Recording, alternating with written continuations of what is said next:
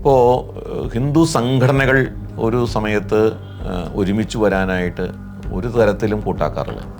നിലയ്ക്കൽ പ്രക്ഷോഭം ഹിന്ദു സമൂഹം നേരിട്ട വലിയൊരു വെല്ലുവിളിയായിരുന്നു. കേരളത്തിലെ ഹിന്ദു ഐക്യവേദിയുടെ വേദിയിൽ ആ പ്ലാറ്റ്ഫോമിൽ വരാത്ത ഒരു സാമൂഹ്യ സംഘടനാ നേതാക്കന്മാരുമില്ല. അപ്പോൾ ലവ് ജിഹാദിന്റെ വിഷയം വന്നപ്പോൾ, ശബരിമല പ്രക്ഷോഭത്തിന്റെ വിഷയം വന്നപ്പോൾ, മീശ നോവലിന്റെ പ്രശ്നം വന്നപ്പോൾ, ഗണപതി മിത്താണ് എന്നുള്ള പ്രശ്നം വന്നപ്പോഴൊക്കെ ഹിന്ദു സംഘടനകൾ ആ കാര്യത്തിൽ ഒരുമിച്ച് നിന്ന ഒരു കാഴ്ചയാണ് നമുക്ക് കാണാൻ കഴിച്ചത്. ബ്രിട്ടീഷുകാരുടെ കാലഘട്ടം മുതൽ ഹിന്ദു സമൂഹത്തെ പല തട്ടുകളിലാക്കി മാറ്റാനുള്ള പ്രവർത്തനം ഉണ്ടായിട്ടുണ്ട്. മാപ്പിള ലഹളക്കാലത്തൊക്കെ ഏറ്റവും കൂടുതൽ ദുരിതമനുഭവിക്കേണ്ടി വന്നത് പിന്നോക്ക ഹിന്ദുക്കളാണ്. ഈ പറയുന്ന സോ കോൾഡ് ദളിത് വിഭാഗത്തിൽപ്പെട്ട ഹിന്ദുക്കൾക്കാണ്. ഹിന്ദുക്കൾ എന്ന് പറഞ്ഞാൽ ബ്രാഹ്മണന്മാർ മാത്രമാണെന്നും അല്ലാത്തവരൊക്കെ ഹിന്ദുക്കളല്ലാത്തവരാണ് എന്നും അങ്ങനെയുള്ളവരുമായിട്ട് ഇസ്ലാമിന്റെ ഒരു സഖ്യം ചേർന്നുകൊണ്ട് ഒരു ഇസ്ലാമിക രാഷ്ട്രം എന്ന ഒരു ആശയമാണ് അവർ മുന്നോട്ട് വെച്ചത്. ഇവിടെ നിന്ന് പോയ ആളാണ്, പട്ടികജാതിക്കാരനാണ്. പക്ഷേ അദ്ദേഹത്തിന് പാകിസ്ഥാൻ വിട്ട് ഓടി ഇവിടെ അഭയം പ്രാപിക്കേണ്ടി വന്നത് അവിടുത്തെ പട്ടികജാതിക്കാരോടുള്ള അവരുടെ സമീപനമാണ്. അംബേദ്കർക്ക് വലിയൊരു വാഗ്ദാനം തന്നെ ഉണ്ടായിരുന്നു. ഇസ്ലാം മതത്തിലേക്ക് വന്നാൽ കോടിക്കണക്കിന് രൂപ ഹൈദരാബാദ് നൈസാം അടക്കം വാഗ്ദാനം നൽകിയിട്ടും അംബേദ്കർ എന്തുകൊണ്ടാണ് വരാതിരുന്നത് എന്നുള്ളത് അംബേദ്കർ തന്നെ അദ്ദേഹത്തിൻ്റെ തോട്ട്സ് ഓൺ പാകിസ്ഥാനിൽ എഴുതിയിട്ടുണ്ട്. ഈ സനാതനധർമ്മത്തിൻ്റെ സംരക്ഷണത്തിന് വേണ്ടി ആരൊക്കെ നിലകൊള്ളുന്നോ അവരെയൊക്കെ ഇല്ലാതാക്കുക എന്നുള്ള നയമാണ്. ഏത് അടിസ്ഥാനത്തിലാണ് ഗുരുദേവൻ ഹിന്ദു സന്യാസിയല്ലെന്ന് പറയുന്നത്?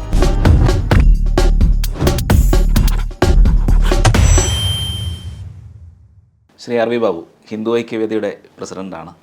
കഴിഞ്ഞ സംഘടനാ രൂപത്തിലെത്തിയിട്ട് കഴിഞ്ഞൊരു 20 വർഷത്തിന് മുകളിലായി ഹിന്ദു ഐക്യവേദി. 90കളിൽ തന്നെ തുടങ്ങിയതാണ്. ഈ ഓരോ കാലഘട്ടത്തിലും ഹിന്ദുക്കൾ നേരിടുന്ന വെല്ലുവിളികൾ വിവിധ തരത്തിലാണ്. ഓരോ വർഷം കഴിയുന്തോറും അത് കാലഘട്ടം കഴിയുന്നതോറും കൂടിക്കൂടി വരികയാണ്. എങ്ങനെയാണ് ഇതിനെ ഹിന്ദു ഐക്യവേദി അഡ്രസ്സ് ചെയ്യുന്നത്? ഓരോ കാലഘട്ടത്തിലെയും ഉയർന്നു വരുന്ന പ്രശ്നങ്ങൾ വ്യത്യസ്ത ഗ്രാവിറ്റിയിലുള്ളതാണ്, വ്യത്യസ്ത രൂപത്തിലുള്ളതാണ്. യഥാർത്ഥത്തിൽ ഹിന്ദു സമൂഹം നേരിടുന്ന വെല്ലുവിളികളുടെ ഗ്രാവിറ്റി വർദ്ധിച്ചുകൊണ്ടിരിക്കുകയാണെന്നുള്ളതാണ് യാഥാർത്ഥ്യം.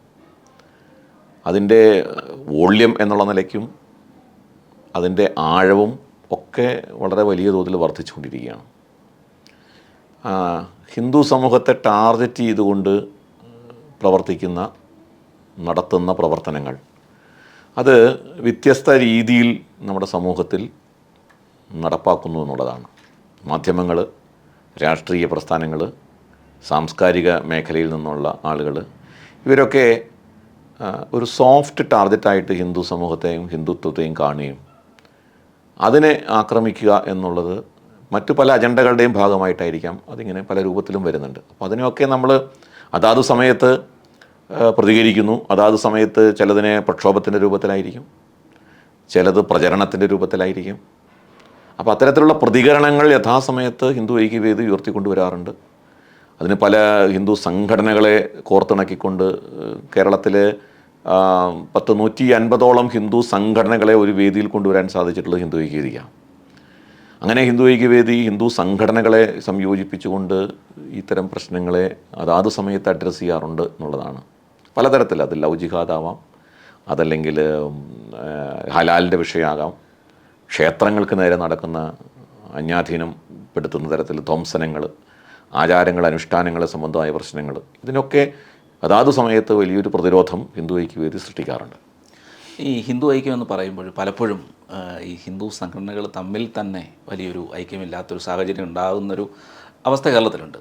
പലപ്പോഴും ഇവർ തമ്മിൽ പ്രശ്നങ്ങളുണ്ടാവുക, അല്ലെങ്കിൽ അങ്ങോട്ടും ഇങ്ങോട്ടും പ്രസ്താവനകൾ നടത്തുക, ഇങ്ങനെയൊക്കെയുള്ള സാഹചര്യങ്ങൾ ഉണ്ടാവാറുണ്ട്. പല സാമുദായിക സംഘടനകൾ ഒരു കാലത്ത് ഹിന്ദു ഇതിനെ നേരിട്ട ചില പ്രശ്നങ്ങൾ, ജാതീയപരമായ വ്യത്യാസങ്ങൾ, ഇങ്ങനെയുള്ള വളരെ വലിയൊരു പ്രശ്നമാണ് ഹിന്ദു സമൂഹം നേരിടേണ്ടി വന്നത്. ഇന്നും പലതരത്തിലും അത് നിലനിൽക്കുന്നുണ്ട്. എങ്ങനെയാണ് അതിനെ നേരിടാൻ ഉദ്ദേശിക്കുന്നത്? നമ്മളൊരു കാര്യം മനസ്സിലാക്കണം. അതായത് ഹിന്ദു സമൂഹം നേരിടുന്ന പ്രശ്നങ്ങളുടെ എണ്ണം വർദ്ധിച്ചിട്ടുണ്ട് എന്ന് പറയുന്നതോടൊപ്പം തന്നെ ഹിന്ദുക്കളിൽ അതിനോട് പ്രതികരിക്കേണ്ടതാണ് എന്ന ബോധവും വർദ്ധിച്ചു വരുന്നുണ്ട്. അതിന് അനുപാതികമായിട്ട് പ്രശ്നങ്ങളുടെ എണ്ണം വർദ്ധിക്കുന്നതനുസരിച്ച് അതിനോടുള്ള പ്രതിരോധവും പ്രതികരണവും ഹിന്ദുത്വ ബോധവും വർദ്ധിച്ചു വരുന്നുണ്ട് എന്നുള്ളതാണ് നമ്മുടെ അനുഭവം. ഇപ്പോൾ ഹിന്ദു സംഘടനകൾ ഒരു സമയത്ത് ഒരുമിച്ച് വരാനായിട്ട് ഒരു തരത്തിലും കൂട്ടാക്കാറില്ല. നമ്മൾ ഹിന്ദു മഹാമണ്ഡലം എന്നൊക്കെ പണ്ട് പറയുമെങ്കിലും അതിനുശേഷമുള്ള കേരളത്തിലെ ഹൈന്ദവ സംഘടനകളുടെ ചരിത്രം എടുത്താൽ പരസ്പരം പോരടിച്ച് നിൽക്കുന്ന ഒരു ചരിത്രമാണ് ഹിന്ദു സംഘടനകൾക്കുള്ളുണ്ടായിരുന്നത്. പിന്നീട് അതിനൊരു വലിയ മുന്നേറ്റമുണ്ടായത് വിശാല ഹിന്ദു സമ്മേളനത്തിലാണ്. പക്ഷേ വിശാല ഹിന്ദു സമ്മേളനത്തിൽ പോലും എല്ലാ ഹൈന്ദവ സംഘടനകളും അതേപോലെ ഒരുമിച്ച് വന്നു എന്ന് പറയാൻ നിവൃത്തിയില്ല. വലിയ ശക്തിയുള്ള ഒരു പ്രമുഖ ഹിന്ദു സംഘടനകൾ അതിൽ നിന്നും വേറിട്ട് നിൽക്കുകയോ അകന്നു നിൽക്കുകയോ ചെയ്തിട്ടുണ്ട്. നിലയ്ക്കൽ പ്രക്ഷോഭം ഹിന്ദു സമൂഹം നേരിട്ട വലിയൊരു വെല്ലുവിളിയായിരുന്നു. ആ നിലയ്ക്കൽ പ്രക്ഷോഭത്തിൽ പോലും പ്രമുഖമായ പല ഹിന്ദു സംഘടനകളും അതിനോട് സഹകരിച്ചിട്ടില്ല. പക്ഷേ അതിനുശേഷം കേരളത്തിൽ ഉണ്ടായ സാമൂഹ്യ രംഗത്തെ മാറ്റങ്ങൾ, പ്രത്യേകിച്ച് ഹിന്ദു സമൂഹത്തിനെ ലക്ഷ്യം വെച്ചുകൊണ്ട് മറ്റ് ഇതര മതസ്ഥരും രാഷ്ട്രീയ പ്രസ്ഥാനങ്ങളും നടത്തിയിട്ടുള്ള പലതരത്തിലുള്ള വെല്ലുവിളികൾ, അവരുയർത്തിയ പ്രശ്നങ്ങൾ, അത് ഹിന്ദു സമൂഹത്തിനുള്ളിൽ ഒരു പുനർചിന്തനത്തിന് വഴിയൊരുക്കിയിട്ടുണ്ട് എന്നുള്ളതാണ്. അത് നമുക്ക് ഗുണപരമായ പല മാറ്റങ്ങളും അതുണ്ടാക്കി. അതിൻ്റെ ഫലം നമുക്ക് രാഷ്ട്രീയ രംഗത്തും പ്രതിഫലിച്ചിട്ടുണ്ട്, സാമൂഹ്യ രംഗത്തും പ്രതിഫലിച്ചിട്ടുണ്ട്. ഇന്ന് അതുകൊണ്ട് ഞാൻ നേരത്തെ സൂചിപ്പിച്ചത്, കേരളത്തിലെ ഹിന്ദു ഐക്യവേദിയുടെ വേദിയിൽ ആ പ്ലാറ്റ്ഫോമിൽ വരാത്ത ഒരു സാമൂഹ്യ സംഘടനാ നേതാക്കന്മാരുമില്ല. NSS ആയാലും SNDP ആയാലും അതിലെ ഉന്നതരായിട്ടുള്ള ആളുകൾ ഉൾപ്പെടെ ഹിന്ദു ഐക്യവേദി സംഘടിപ്പിച്ചിട്ടുള്ള പരിപാടികളിൽ വന്ന് ഹിന്ദു ഐക്യത്തിനെ മുൻനിർത്തിക്കൊണ്ട് സംസാരിക്കുന്ന ഒരു കാഴ്ച നമുക്ക് കാണാൻ സാധിക്കും. ഇന്ന് ഹിന്ദു ഐക്യം എന്നുള്ളത് ഇപ്പോൾ ഒരു സമയത്ത് NSS SNDPയും തന്നെ ഉയർത്തിയ ഒരു മുദ്രാവാക്യമാണ്. എന്ന് വെച്ചാൽ കേരളത്തിൽ ഹിന്ദു ഐക്യവേദിയോ അല്ലെങ്കിൽ സംഘപരിവാർ സംഘടനകളോ ഉയർത്തിയ മുദ്രാവാക്യം ഏറ്റെടുത്ത് ഹൈന്ദവ ഐക്യം, ഭൂരിപക്ഷ സമുദായത്തിൻ്റെ ഐക്യം, അല്ലെങ്കിൽ നമ്പൂതിരി മുതൽ നായാടി വരെയുള്ളവരുടെ ഐക്യം എന്നൊക്കെ NSSും SNDPയും ഒക്കെ പറയുന്ന സാഹചര്യമുണ്ടായത് ഹിന്ദു സമൂഹത്തിലെ ഈ പരിവർത്തനമാണ്, ഹിന്ദു സമൂഹത്തിനുള്ളിൽ ഒരു ഹിന്ദുത്വബോധമാണ്. അപ്പോൾ അത് ഇന്നും കൂടിക്കൂടി വരുന്നു എന്നുള്ളതാണ് യാഥാർത്ഥ്യം. ഹിന്ദു സംഘടനകൾക്ക് യോജിക്കേണ്ട തലങ്ങൾ കണ്ടെത്തി ഒരുമിക്കേണ്ടതാണ് എന്ന ഒരു കാഴ്ചപ്പാട് ഹിന്ദു സംഘടനകൾക്കുള്ളിൽ തന്നെ വന്നിട്ടുണ്ട്. ഞാനൊരു ഉദാഹരണം പറഞ്ഞു. ഇപ്പോൾ രംഗനാഥ മിശ്ര കമ്മീഷൻ റിപ്പോർട്ടിൻ്റെ വിഷയം ഉണ്ടായിരുന്നു. ഈ രംഗനാഥ മിശ്ര കമ്മീഷൻ റിപ്പോർട്ട് സത്യത്തിൽ അത് ബാധിക്കുന്നത് പട്ടികജാതി വിഭാഗങ്ങളെയാണ്. പട്ടികജാതി വിഭാഗങ്ങളുടെ ആ പ്രശ്നം, പട്ടികജാതി വിഭാഗങ്ങളുടെ മാത്രം പ്രശ്നമായിട്ടല്ല ഹിന്ദു സംഘടനകൾ കണ്ടത്.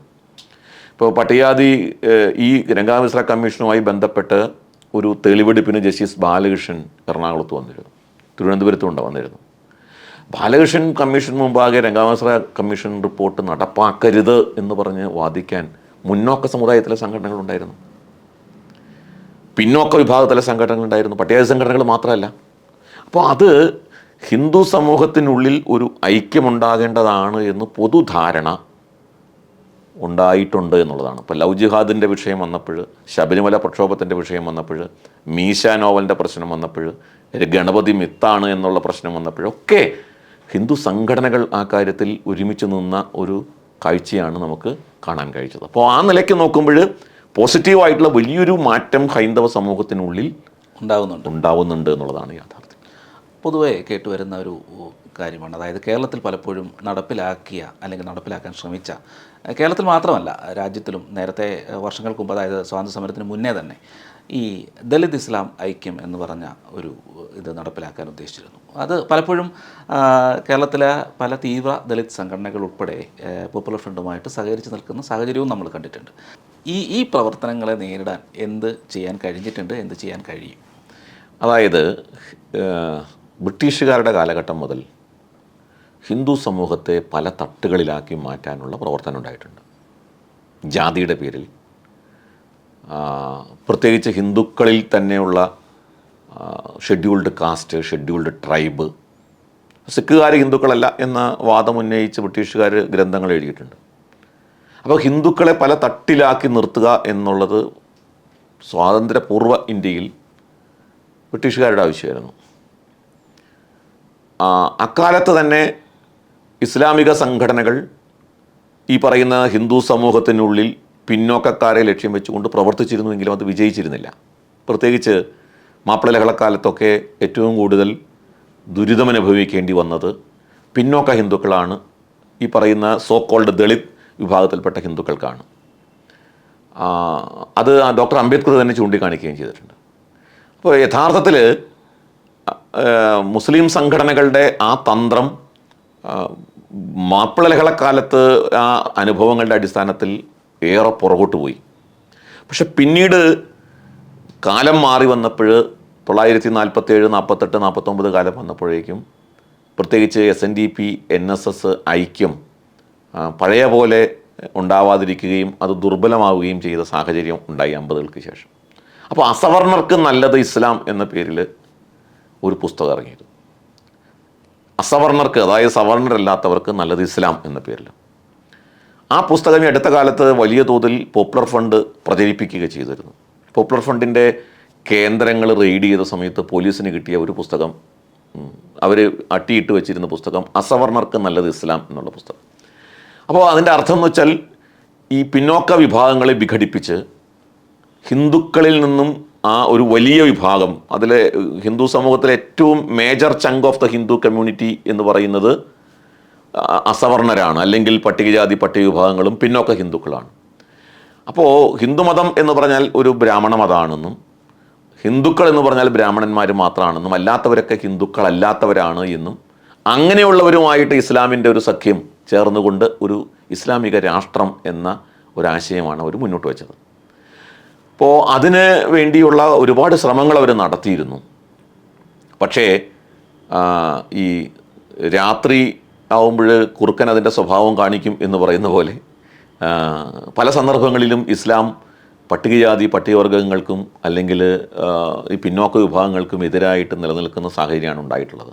ഇപ്പോൾ വിഭജനത്തിന് ശേഷമുള്ള ഇന്ത്യയുടെ അന്തരീക്ഷത്തിൽ വിഭജന കാലഘട്ടത്തിൽ അക്രമം നടത്തുന്നതിന് നേരിട്ട ആളുകൾ മിക്കവാറും പേര് ബംഗാളിലായാലും അതല്ലാതെ ബാക്കിയുള്ള സ്ഥലങ്ങളിലൊക്കെ പിന്നോക്ക വിഭാഗങ്ങളാണ്. ഇന്നും പാകിസ്ഥാനിൽ അനുഭവിക്കുന്നതും ദലിത് പാകിസ്ഥാനിൽ അനുഭവിക്കുന്നത്. ഇപ്പോൾ വായുജിത്ത് തന്നെ എഴുതിയിട്ടുള്ളൊരു ലേഖനം മുമ്പ് ഞാൻ വായിച്ചതായിട്ട് ഓർക്കുന്നുണ്ട്. ഒരു ജയൻ മണ്ഡലിൻ്റെ പാകിസ്ഥാനിലെ മന്ത്രിയായിരുന്നു.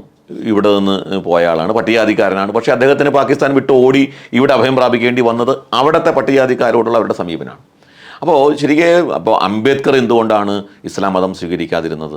അംബേദ്കർക്ക് വലിയൊരു വാഗ്ദാനം തന്നെ ഉണ്ടായിരുന്നു. ഇസ്ലാം മതത്തിലേക്ക് വന്നാൽ കോടിക്കണക്കിന് രൂപ ഹൈദരാബാദിന് ഐസാം അടക്കം വാഗ്ദാനം നൽകിയിട്ടും അംബേദ്കർ എന്തുകൊണ്ടാണ് വരാതിരുന്നത് എന്നുള്ളത് അംബേദ്കർ തന്നെ അദ്ദേഹത്തിൻ്റെ തോട്ട്സ് ഓൺ പാകിസ്ഥാനിൽ എഴുതിയിട്ടുണ്ട്.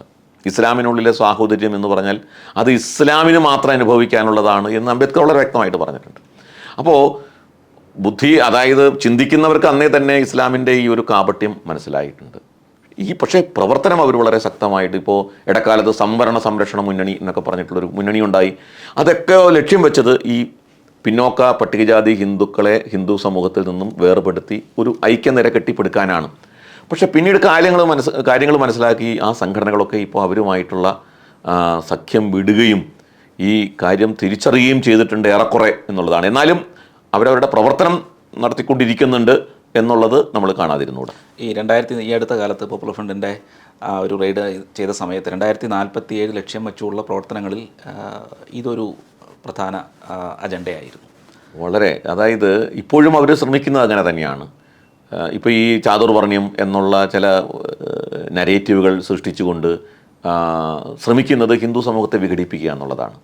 അതിൽ ഏതൊക്കെ പറഞ്ഞ് ഹിന്ദുക്കളെ വിഘടിപ്പിക്കാമോ ഏതെല്ലാം തരത്തിൽ വിഘടിപ്പിക്കാമോ അതെല്ലാം പറഞ്ഞു ഹിന്ദു സമൂഹത്തെ വിഘടിപ്പിക്കുകയാണ്. ഒരു കാര്യം നമ്മൾ മനസ്സിലാക്കേണ്ടത്, കേരളത്തിലെ അടക്കമുള്ള ഹിന്ദു സമൂഹത്തെ, മുഴുവൻ ഭാരതത്തിലെ ഹിന്ദു സമൂഹത്തെ എടുക്കാൻ ശ്രമിച്ചാൽ ജാതിയുടെ പേരിൽ നടക്കുന്ന സംഘർഷം എന്ന് പറഞ്ഞുകൊണ്ട് നമുക്ക് ചൂണ്ടിക്കാണിക്കാൻ, ഇപ്പോൾ കേരളത്തിൽ ജാതിയുടെ പേരിൽ ഏത് സംഘർഷമാണ് നമുക്ക് ചൂണ്ടിക്കാണിക്കാനുള്ളത്? ഇപ്പോൾ തമിഴ്നാട്ടിൽ ഇപ്പോൾ ദ്രാവിഡ പ്രസ്ഥാനത്തിൻ്റെ ആസ്ഥാനം എന്ന് പറയുന്ന, ദ്രാവിഡ രാഷ്ട്രീയത്തിൻ്റെ ആസ്ഥാനം എന്ന് പറയുന്ന തമിഴ്നാട്ടിൽ ചില സംഭവങ്ങൾ നമുക്ക് ചൂണ്ടിക്കാണിക്കാനുണ്ടാവും. അങ്ങനെയാണെങ്കിൽ അതിൻ്റെ ഉത്തരവാദി ദ്രാവിഡ രാഷ്ട്രീയമാണ്. അവിടെയും പക്ഷേ OBC ദളിത് സംഘർഷമാണ് കൂടുതലുള്ളത്. OBC ദളിത് സംഘർഷമാണ്. അവിടെ വരുമ്പോഴും യഥാർത്ഥത്തിൽ ഞാൻ പറഞ്ഞത് ജാതിയുടെ പേരിൽ ഈ സംഘർഷം നടത്തുന്നത് ദ്രാവിഡ രാഷ്ട്രീയത്തിൻ്റെ കേന്ദ്രത്തിലാണ്. ജാതിക്കെതിരായിട്ട്, ഹിന്ദു സവർണ മേധാവിത്വത്തിനെതിരായിട്ട് എന്ന് പറഞ്ഞുകൊണ്ട് ഉയർത്തിക്കൊണ്ടുവന്ന EV രാമസ്വാമി നായിക്കരുടെ ആ ദ്രാവിഡ രാഷ്ട്രീയ പ്രസ്ഥാനത്തിൻ്റെ ഈറ്റില്ലത്തിലാണ് ഈ പറയുന്ന ജാതി കലഹങ്ങളും ജാതിയുടെ മേലുള്ള പ്രശ്നങ്ങളും നടക്കുന്നത് എന്നുള്ളതാണ്. അപ്പോൾ യഥാർത്ഥത്തിൽ ഹിന്ദുക്കൾ തമ്മിൽ ജാതിയുടെ പേരിലുള്ള സംഘർഷം ഈ പറയുന്ന രീതിയിൽ ഇല്ലെന്നുള്ളതാണ് യാഥാർത്ഥ്യം. ജാതിയുടെ പേരിൽ പീഡനങ്ങളില്ലെന്നോ തീർത്തും അത് അസ്തമിച്ചു എന്നുള്ള അർത്ഥത്തിലല്ല. പക്ഷേ നമ്മൾ ഈ ടോർച്ച് പലപ്പോഴും ഇതര മതസ്ഥരുടെ ഉള്ളിലേക്ക് അടിക്കാറില്ല ആരും. ഇസ്ലാമിക സമൂഹത്തിനുള്ളിൽ ഏതെല്ലാം തരത്തിലുള്ള സംഘർഷമാണ് അവരുടെ ഉള്ളിലെ ഉൾപ്പിരിവുകൾ തമ്മിലുള്ള സംഘർഷം നടക്കുന്നത് എത്ര കണ്ട് വലുതാണ് എന്നുള്ളത് ഈ അടുത്ത കാലത്ത് നമ്മൾ കണ്ടതാണ്. സമസ്തയുടെ ഉള്ളിലെ തർക്കങ്ങൾ, സമസ്തയും അല്ലെങ്കിൽ സമസ്തയിലെ ഇ കെ വിഭാഗവും എ പി വിഭാഗവും തമ്മിലുള്ളതും, അല്ലെങ്കിൽ നദുവത്തുൽ മുജാഹിദീൻ തമ്മിലുള്ളത്, വഹാബികളും സലഫികളും തമ്മിലുള്ളത്, ഇങ്ങനെ വ്യത്യസ്തങ്ങളായ എത്രയോ സംഘർഷം പരസ്പരം. വൈദ്യുത്തിന് അറിയുമെന്ന് പറഞ്ഞുകൂടാ, ഞാൻ ഈ കോഴിക്കോട് ബസ് സ്റ്റാൻഡിൽ ചെല്ലുമ്പോൾ, മെംഫിസ് ബസ് സ്റ്റാൻഡിൽ ചെല്ലുമ്പോൾ അവിടുത്തെ ഈ നമ്മുടെ ഇതുണ്ടല്ലോ ബുക്സ് വിൽക്കുന്ന ഷോപ്പ്, അവിടെ ചെന്നിട്ട് ഈ മാഗസിൻസ് കളക്ട് ചെയ്യാറുണ്ട് ട്രെയിനിലിരുന്ന് വായിക്കാനൊക്കെ. അപ്പോൾ ഇസ്ലാമിക പബ്ലിക്കേഷൻസ് മാത്രം, റിസാല, പൂങ്കാവനം എന്നൊക്കെ പറഞ്ഞിട്ട് ഒരു 24 or 25 സാധനത്തിൽ കോഴിക്കോട് കിട്ടും. ഈ 25 എണ്ണത്തിലും പരസ്പരമുള്ള ആരോപണ പ്രത്യാരോപണങ്ങളാണ്, പരസ്പരമുള്ള വെല്ലുവിളികളാണ്. ഇപ്പോൾ മലപ്പുറത്ത് കൂടി യാത്ര ചെയ്യുമ്പോൾ ഉമ്മർ ബഹാഫി തങ്ങൾ അല്ലെങ്കിൽ ഉമ്മർ ഉസ്താദ് ഇന്ന ആൾക്ക് മറുപടി പറയുന്നു. ആർക്കാണ് മറുപടി പറയുന്നത്? മറുപടി പറയുന്നത് ഹിന്ദു നേതാക്കന്മാർക്കല്ല, അവരുടെ ഉള്ളിലെ തന്നെ തർക്കമാണ്. എന്ന് വെച്ചാൽ ഞാൻ പറഞ്ഞത്, ഇത്തരത്തിൽ ഒരു പ്രശ്നം നായരും ഈഴവനും തമ്മിൽ അല്ലെങ്കിൽ NSS SND തമ്മിൽ നമ്മൾ കേരളത്തിൽ കണ്ടിട്ടുണ്ടോ? ഇല്ല. ക്രൈസ്തവരുടെ ഇടയിൽ ഞാൻ പറയാതെ തന്നെ അറിയാം തമ്മിലുള്ള തർക്കം എത്ര ഭീകരമാണെന്ന്. ശരിക്കും പറഞ്ഞാൽ ഹിന്ദു സമൂഹത്തിനുള്ളിലെ താരതമ്യേന ദുർബലമായ ഇത്തരം പ്രശ്നങ്ങളെ പെരിപ്പിച്ച് കാണിച്ച് ഹിന്ദുക്കളെ വിഘടിപ്പിക്കുക എന്നുള്ളത് വലിയ ഒരു പ്രശ്നമാണ് അത് എന്ന് കാണിച്ച് ഹിന്ദു സമൂഹത്തെ ഭിന്നിപ്പിക്കാൻ ഉള്ള ശ്രമം കൂടി ഇതിൻ്റെ കൂട്ടത്തിൽ നടക്കുന്നു എന്നുള്ളത് ഹിന്ദു സമൂഹം തിരിച്ചറിയേണ്ടതുണ്ട്.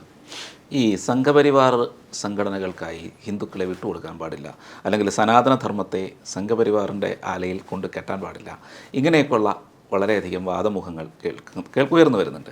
പ്രത്യേകിച്ച് ഈ അടുത്ത കാലത്തും വന്നു. അതായത് ഹിന്ദുക്കളെ സംഘപരിവാറിൻ്റെ ആളുകളാക്കി മാറ്റാൻ പാടില്ല. പക്ഷേ ഇതേ ആളുകൾ തന്നെയാണ് രാമായണത്തെപ്പറ്റിയും മഹാഭാരതത്തെപ്പറ്റിയും അവരുടേതായ വ്യാഖ്യാനങ്ങൾ ചമയ്ക്കുന്നതും. എന്ത് തോന്നുന്നു? അല്ല, ഇതുവരെ നമ്മൾ കേട്ടിരുന്ന ഒരു കാര്യം, ഈ ഞങ്ങൾ എതിർക്കുന്നത് ഹിന്ദുത്വത്തെയാണ്. ഹിന്ദുത്വ മീൻസ് അത് പൊളിറ്റിക്കൽ ഹിന്ദുയിസത്തെ ഞങ്ങൾ എതിർക്കുന്നില്ല. ഹിന്ദുയിസം എന്ന് പറയുമ്പോൾ അത് വിവേകാനന്ദൻ്റെ ഹിന്ദു അല്ലെങ്കിൽ ഗാന്ധിയുടെ ഹിന്ദു. അപ്പോൾ ഗാന്ധിയുടെ ഹിന്ദു നല്ലതും ഗോൾവൾക്കറിൻ്റെ ഹിന്ദു മോശവും, ഇതാണല്ലോ പൊതുവായിട്ടുള്ളൊരു. പക്ഷെ ഇപ്പോൾ പിണറായി വിജയൻ്റെ ഒറ്റ പ്രസ്താവനയോടുകൂടി എന്താ മനസ്സിലാവുന്നത്? സനാതനധർമ്മം എന്ന് വെച്ചാൽ ഹിന്ദു ധർമ്മം, ഹിന്ദു എന്ന് പറയുന്നത് അങ്ങേറ്റം മോശമാണ്, അത് ചാതുർവർണ്ണയത്തിൽ അധിഷ്ഠിതമാണെന്നാണ്. അപ്പോൾ ഇവരുടെ പൂച്ച് പുറത്ത് ചാടുകയാണ്. സത്യത്തിൽ ഇവർ ആത്യന്തികമായി ഇവരുടെ എതിർപ്പ് അത് പിണറായി വിജയൻ്റെ ആയാലും അല്ലെങ്കിൽ ഈ പറയുന്ന ആ സ്കൂൾ ഓഫ് തോട്ടിൽ നിലനിൽക്കുന്ന ആ എക്കോസിസ്റ്റത്തിൽ നിലനിൽക്കുന്ന ആളുകളുടെ എല്ലാവരുടെയും എതിർപ്പ് ഹിന്ദുവിനോടാണ്, ഹിന്ദു ധർമ്മത്തോടാണ്, സനാതനധർമ്മത്തോടാണ്. സനാതനധർമ്മത്തിന് വേണ്ടി പ്രവർത്തിക്കുന്നു, അതിനു വേണ്ടി നിലകൊള്ളുന്നു എന്നതുകൊണ്ടാണ് അവർ RSSനെ എതിർക്കുന്നത്, അവർ ഹിന്ദു ഐക്യവേദിയെ എതിർക്കുന്നത്, അല്ലെങ്കിൽ ഹിന്ദു സംഘടനകളെ എതിർക്കുന്നത്. സനാതനധർമ്മത്തെ പ്രോത്സാഹിപ്പിക്കുന്ന അല്ലെങ്കിൽ അതിൻ്റെ സംരക്ഷണത്തിന് വേണ്ടി നിലകൊള്ളുന്നു എന്നുള്ളത് കൊണ്ടാണ്. ശരിക്കും സാധാരണ പറയുന്നത് കപ്പിത്താനെ ഇല്ലാതാക്കിയാൽ മാത്രമേ കപ്പൽ തകർക്കാൻ കഴിയൂ എന്നുള്ള ഒരു തത്വമാണ് ഇവിടെ. യഥാർത്ഥത്തിൽ ഈ സനാതനധർമ്മത്തിൻ്റെ സംരക്ഷണത്തിന് വേണ്ടി ആരൊക്കെ നിലകൊള്ളുന്നോ അവരെയൊക്കെ ഇല്ലാതാക്കുക എന്നുള്ള നയമാണ്. അപ്പോൾ അത് ആത്യന്തികമായി ഇവരുടെ ലക്ഷ്യം സനാതനധർമ്മത്തെ തകർക്കലാണ്. സനാതനധർമ്മത്തിൻ്റെ ആലയത്തിൽ കൊണ്ടുപോയി കെട്ടുക, അല്ലെങ്കിൽ സംഘപരിവാറിൻ്റെ ആലയത്തിൽ കൊണ്ടുപോയി കെട്ടുക. സംഘപരിവാർ ഹിന്ദു ധർമ്മത്തിൻ്റെ ഹോൾസെയിൽ ഏജൻസി ഒന്നും ഏറ്റെടുത്തിട്ടില്ല. സനാതനധർമ്മത്തിൽ അങ്ങനെ ആർക്കും ഏറ്റെടുക്കാനും പറ്റില്ല. അത് എല്ലാവർക്കും ഉള്ളതാണ്, അത് ഒടുക്കവും തുടക്കവും ഇല്ലാത്തതാണ്, അതിനെ എല്ലാവരെയും ഉൾക്കൊള്ളാൻ കഴിയും. പ്രശ്നം നിങ്ങൾ സനാതനധർമ്മത്തെ ഉൾക്കൊള്ളുന്നുണ്ടോ എന്നുള്ളതാണ്, നിങ്ങൾ സനാതനധർമ്മത്തോടൊപ്പം നിൽക്കാൻ തയ്യാറുണ്ടോ എന്നുള്ളതാണ്. അപ്പോൾ ഈ സനാതനധർമ്മത്തോടൊപ്പം ഞങ്ങൾ നിൽക്കുകയുമില്ല, സനാതനധർമ്മത്തിന് വേണ്ടി നിലകൊള്ളുന്നവരെ അംഗീകരിക്കുകയുമില്ല എന്നുള്ളത് ഒരു തരം ഇരട്ടത്താപ്പാണ്. ആ ഇരട്ടത്താപ്പാണ് ഇപ്പോൾ പൊതുസമൂഹത്തിനുള്ളിൽ വ്യക്തമായിരിക്കുന്നത്. ശ്രീനാരായണ ഗുരുദേവൻ ഹിന്ദു സന്യാസിയല്ല എന്നുള്ള ഒരു നെറേറ്റീവ് കാലങ്ങളായിട്ട് പറയപ്പെടുന്നുണ്ട്. അതായത് ഗുരുദേവൻ അങ്ങനെ ഒരു മതത്തിൻ്റെ ആളല്ല എന്നാണ് പറയുന്നത്. എന്താണ് അഭിപ്രായം? ഗുരുദേവൻ മാത്രമല്ല, ഭാരതീയ സന്യാസി പരമ്പരകളിൽപ്പെട്ട ഒരു സന്യാസിയെയും ഒരു മതത്തിൻ്റെയും നമുക്ക് കോളത്തിൽ തളയ്ക്കാൻ പറ്റില്ല. കാരണം സനാതനധർമ്മത്തിൻ്റെ അടിസ്ഥാന തത്വം എന്ന് പറയുമ്പോൾ സത്യാന്വേഷണമാണ്. ഏതൊന്നിനെ അറിഞ്ഞാലാണോ എല്ലാം അറിയപ്പെടുന്നത്, ആ സത്യത്തെ തേടിയുള്ള യാത്രയാണ് ഋഷീശ്വരന്മാർ ചെയ്യുന്നത്, സന്യാസിമാരൊക്കെ ചെയ്യുന്നത്.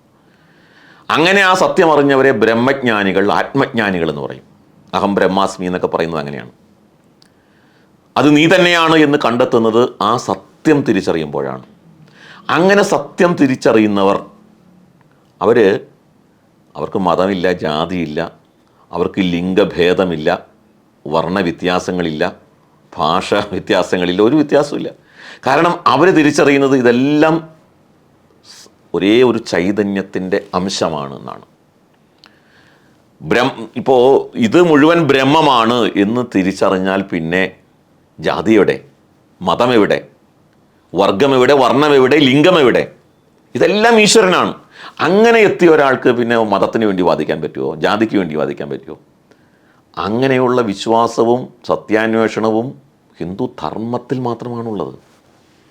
അതായത് പറയുന്നതിൻ്റെ അർത്ഥം അവരൊരിക്കലും ഹിന്ദു ധർമ്മത്തെ തള്ളി പറഞ്ഞിട്ടില്ല എന്നാണ്. ഞാനതാണ് പറഞ്ഞത്. അതായത് അങ്ങനെ നോക്കുമ്പോൾ ഹിന്ദു ധർമ്മത്തിൽ നിന്നുകൊണ്ട് പ്രവർത്തിക്കുകയും അല്ലെങ്കിൽ അതിലൂടെ സഞ്ചരിച്ച ആളുകൾക്കൊരിക്കലും ആ ആത്മജ്ഞാനം നേടിയ ആളുകൾ ഏതെങ്കിലും ഒരു പക്ഷത്തിൻ്റെ ആളാവില്ല. അത് ഹിന്ദു ധർമ്മത്തിൻ്റെ സവിശേഷതയാണ്, സനാതനധർമ്മത്തിൻ്റെ സവിശേഷത. അതുകൊണ്ട് നാരായണ ഗുരുദേവൻ വളരെ വ്യക്തമായിട്ട് പറഞ്ഞില്ലേ, ഗുരുദേവൻ ഈ ഒരു ജാതി, ഒരു മതം, ഒരു ദൈവം എന്ന് പറയുന്നതാണ് സനാതനധർമ്മം. പള്ളാത്തുരുത്തിയിൽ അദ്ദേഹം 1927 നടത്തിയ പ്രസംഗം, ഏറ്റവും അദ്ദേഹത്തിൻ്റെ പൊതുജീവിതത്തിൽ ഏറ്റവും അവസാനം നടത്തിയ പ്രസംഗം എന്ന് പറയുന്നത് പള്ളാത്തുരുത്തിയിൽ നടത്തിയ, ആലപ്പുഴ ജില്ലയിലെ പള്ളാത്തുരുത്തി നടത്തിയ പ്രസംഗമാണ്. ആ പ്രസംഗത്തിൽ ഗുരുദേവൻ വളരെ ഗംഭീരമായിട്ട് 2 കാര്യങ്ങൾ പറയുന്നുണ്ട്. ഒന്ന്, ഈ ഒരു ജാതി, ഒരു മതം, ഒരു ദൈവം എന്നുള്ളതാണ് സനാതനധർമ്മം. 2, നിങ്ങൾക്ക് മതം മാറണം, ഏതെങ്കിലേക്കും മതം മാറണം എന്നുണ്ടെങ്കിൽ നിങ്ങൾ സനാതനധർമ്മത്തിലേക്ക് മാറൂ എന്ന് ഗുരുദേവൻ അവരോട് ആഹ്വാനം ചെയ്യുകയാണ്. അപ്പോൾ ഇങ്ങനെയുള്ള ആ ഒരു വ്യക്തിയെക്കുറിച്ചാണ് ഗുരുദേവൻ ഹിന്ദു സന്യാസിയല്ല, സനാതനധർമ്മ വിശ്വാസിയല്ല എന്ന് പറയുന്നത്. ഇവിടെ അടിസ്ഥാനപരമായ പ്രശ്നം, ഗുരുദേവൻ ഹിന്ദു സന്യാസിയല്ല എന്ന് പറയുന്നതിൻ്റെ ഉദ്ദേശം എന്താണ്? ഇവരുടെ ഉദ്ദേശശുദ്ധിയാണ് ചോദിച്ചത്. ഏത് അടിസ്ഥാനത്തിലാണ് ഗുരുദേവൻ ഹിന്ദു സന്യാസിയല്ലെന്ന് പറയുന്നത്? ഗുരുദേവൻ ഒരു മതം ഏതായാലും മനുഷ്യൻ നന്നായാൽ മതി എന്ന് പറഞ്ഞതുകൊണ്ടാണോ? ഒരു ജാതി, ഒരു ദൈവം, ഒരു മതം മനുഷ്യന് എന്ന് പറഞ്ഞതുകൊണ്ടാണോ? അങ്ങനെയാണ് എല്ലാ സന്യാസിമാരും പറഞ്ഞിട്ടുള്ളത്. ശങ്കരൻ അതല്ലേ പറഞ്ഞത്? ശങ്കരന് മതം ഉണ്ടായിരുന്നോ, ജാതി ഉണ്ടായിരുന്നോ? ഇവർ ശങ്കരൻ്റെ നിർവാണ ശതകം വായിക്കണം. നിർവാണ ശതകത്തിൽ ശങ്കരൻ പറയുന്നത് ഞാൻ മനുഷ്യനല്ല, അല്ലെങ്കിൽ എനിക്ക് മരണമില്ല, എനിക്ക് ജനനമില്ല, എനിക്ക് മതമാത്സര്യങ്ങളില്ല, എനിക്ക് ലോഭമില്ല, എനിക്ക് ലാഭമില്ല, എനിക്ക് സുഖമില്ല, എനിക്ക് ദുഃഖമില്ല, എനിക്ക് ജാതിഭേദമില്ല, ഇതൊന്നുമില്ലാത്ത സച്ചിദാനന്ദ സ്വരൂപമാണ് ഞാൻ എന്ന് ശങ്കരൻ നിർവാണ ശതകത്തിൽ വളരെ മനോഹരമായിട്ട് പറഞ്ഞു വെച്ചിട്ടുണ്ട്. അങ്ങനെയാണ് ശങ്കരൻ ചിദാനന്ദ രൂപം ശിവോഹം ശിവോഹം എന്നുള്ള ആ പദ്യം അതിലാണ്. ശങ്കരൻ്റെ അടുത്ത ഒരു കൃതിയാണ് മനീഷാ പഞ്ചകം. മനീഷാ പഞ്ചകം ഈ അറിവിനെ ആര് തിരിച്ചറിയുന്നോ ആ അറിവാർജിക്കുന്നവൻ ചണ്ടാലനാകട്ടെ ബ്രാഹ്മണനാകട്ടെ അദ്ദേഹത്തെ ഗുരുവായി സ്വീകരിക്കണം. അപ്പോൾ ഇത് യഥാർത്ഥത്തിൽ അതാണ് സനാതനധർമ്മം. ഈ തത്വത്തെ ഉൾക്കൊണ്ട രാമകൃഷ്ണ പരമഹംസർക്ക് ജാതി ഉണ്ടായിരുന്നു, മതം ഉണ്ടായിരുന്നു. അദ്ദേഹം മതത്തെക്കുറിച്ച് പറഞ്ഞത് എന്തായിരുന്നു? അപ്പോൾ ഈ ആത്മജ്ഞാനം തിരിച്ചറിഞ്ഞവർ അവരിതെല്ലാം പറഞ്ഞിട്ടുണ്ട്. യഥാർത്ഥത്തിൽ നമ്മൾ ഈ വിഷയത്തെ കാണുമ്പോൾ ഇതിനെ എങ്ങനെയാണ് നമ്മുടെ ഈ ശ്രുതികൾ മനസ്സിലാക്കിയിട്ടുള്ളത് എന്ന് തിരിച്ചറിയേണ്ടതുണ്ട്. ഈ ശ്രുതികളെക്കുറിച്ച് പറയുമ്പോൾ നാരായണ ഗുരുദേവൻ പറഞ്ഞ ഒരു വാചകം നമ്മൾ ഓർമ്മിക്കണം. ഞാൻ ഇന്ന് ശിവഗിരി ആശ്രമത്തിലെ ഒരു സന്യാസിയുമായിട്ട് ഈ വിഷയം സംസാരിക്കാനിടയായി, സന്യാസി വര്യനുമായിട്ട്. അദ്ദേഹം പറഞ്ഞത്, ഗുരുദേവൻ പറഞ്ഞിട്ടുള്ളൊരു കാര്യം, സ്മൃതിയിൽ ശൗചം ചെയ്താലും നിങ്ങൾ സ്മൃതിയിൽ കാഷ്ടിക്കരുത്, സ്മൃതിയിൽ ശൗചം ചെയ്താലും ശ്രുതിയിൽ നിങ്ങൾ കാഷ്ടിക്കരുത് എന്ന് പറഞ്ഞിട്ടുണ്ടെന്ന് ഗുരുദേവൻ. എന്ന് വെച്ചാൽ സ്മൃതിയിൽ നിങ്ങൾക്ക് ഇടപെടാം, ശ്രുതിയിൽ നിങ്ങൾ തുടരുത് എന്നാണ്. ശ്രുതി എന്ന് പറഞ്ഞാൽ വേദങ്ങളാണ്. ശങ്കരൻ അതിനെപ്പോലും വെല്ലുവിളിച്ചിട്ടുണ്ട്. ശങ്കരൻ പറഞ്ഞത് 100 ശ്രുതികൾ വന്ന് നാഹ ശ്രുതി ശതമപി അഗ്നി പ്രകാശോ അപ്രകാശോവ സ ന പ്രാമാണ്യമുപൈതി എന്നാണ്. 100 ശ്രുതികൾ വന്നിട്ട്, വേദങ്ങൾ വന്നിട്ട് അഗ്നിക്ക് പ്രകാശമില്ല, ചൂടില്ല എന്ന് പറഞ്ഞാൽ ആ ശ്രുതികളുടെ പ്രാമാണ്യം, ആധികാരികത നഷ്ടപ്പെടുകയേ ഉള്ളൂ. അതുകൊണ്ട് ആ ശ്രുതിയെ പൊക്കി പിടിക്കണം എന്ന് ശങ്കരൻ അതുപോലും സമ്മതിക്കുന്നില്ല. പക്ഷേ നാരായണ ഗുരുദേവൻ ഒരു കാര്യം പറയുന്നു, അതായത് നിങ്ങൾ സ്മൃതിയിൽ ശൗചം ചെയ്താലും ശ്രുതിയിൽ കാഷ്ടിക്കരുത് എന്ന് പറഞ്ഞു എന്നാണ്. എന്ന് വെച്ചാൽ അത്രയും പ്രാധാന്യം വേദങ്ങൾക്കും ഉപനിഷത്തുക്കൾക്കുമൊക്കെ ഈ ഗുരുദേവൻ അടക്കമുള്ളവർ കൊടുത്തിട്ടുണ്ട്. മഹാഭാരതം വളരെ കൃത്യമായിട്ട് ആരാണ് ബ്രാഹ്മണൻ എന്ന് പറയുന്നുണ്ട്. മഹാഭാരതത്തിൽ ശാന്തി പർവ്വതത്തിൽ സത്യം, ദാനം, ക്ഷമ, ശീലം, തപസ് ഇതൊക്കെ ഉള്ളത് ആരാണോ അവനാണ് ബ്രാഹ്മണൻ, അവനാണ് നാഗേന്ദ്ര ബ്രാഹ്മണൻ എന്ന് മഹാഭാരതത്തിൽ ശാന്തി പർവ്വതത്തിൽ പറയുന്നുണ്ട്. ഇതൊന്നുമില്ലാത്തവൻ ബ്രാഹ്മണനായാലും അവൻ ബ്രാഹ്മണനല്ല, ഇതുള്ളവ ശൂദ്രൻ ബ്രാഹ്മണനാണ് എന്നാണ്. യജുർവേദത്തിൽ കൃത്യമായിട്ട് വാജസേയ സംഹിത പറയുന്നു, ഈ മംഗളകരമായ വാക്ക് വേദാധികാരം പറഞ്ഞുകൊണ്ടാണ് ഈ മംഗളകരമായ വാക്ക് നീ ശൂദ്രന് ഉപദേശിക്കണം, ശൂദ്രന് പകർന്നു കൊടുക്കണം എന്ന് പറയുന്നുണ്ട്.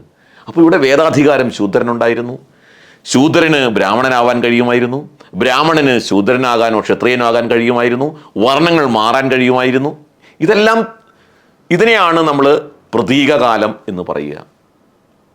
ഇത് പറഞ്ഞത് മഹർഷി അരവിന്ദനാണ് ഹ്യൂമൻ സൈക്കിളിൽ. ഹ്യൂമൻ സൈക്കിൾ എന്ന ഗ്രന്ഥത്തിൽ മഹർഷി അരവിന്ദനാണ് പറഞ്ഞത് പ്രതീകകാലം. ആ പ്രതീകകാലം പ്രരൂപകാലമായിട്ട് മാറും, ആ പ്രരൂപകാലം മാമൂൽ കാലമായിട്ട് മാറും. മാമൂൽ കാലത്തിലാണ് ബ്രാഹ്മണൻ്റെ മകൻ ബ്രാഹ്മണൻ, ക്ഷത്രിയൻ്റെ മകൻ ക്ഷത്രിയൻ, ജാതിജന്യമായ ആ അവസ്ഥ ഉണ്ടാകുന്നത് ഈ മാമൂൽ കാലത്താണ്. മാമൂൽ കാലത്താണ് ഗുരുദേവൻ ജീവിച്ചത്.